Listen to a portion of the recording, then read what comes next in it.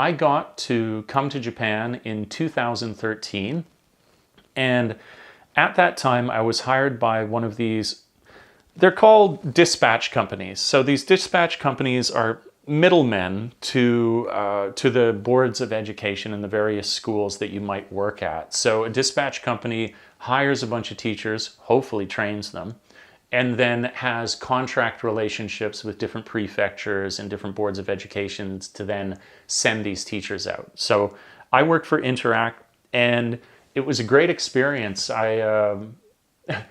Many parts of it were great, some not so great. Of course, that's life.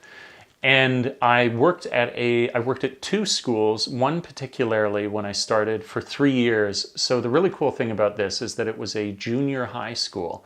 And this junior high school, because I started there and continued for 3 years, it meant that they have 3 grades. It's Ichinensei, Ninensei, Sannensei, first, second, third.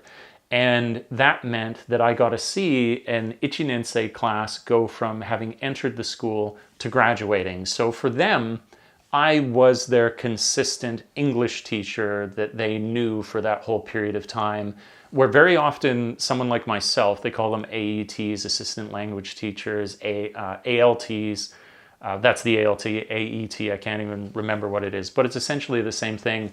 They'll move around so much that often the kids don't get a consistent experience of the teacher at the school. They'll just be there for 1 year. Cool for variety, but not good for continuity in terms of the sort of teaching habits that you're trying to develop. But I had a fantastic time there. I truly loved that school. I, in fact, at the end of it, with some assistance from a friend, I wrote a full speech to bid them farewell at the end in Japanese. And that was like, oh man, I won't, I'd be strong and manly here. Won't tear up, but I could see everybody tearing up in the crowd when I was doing it. It was a wonderful moment for me.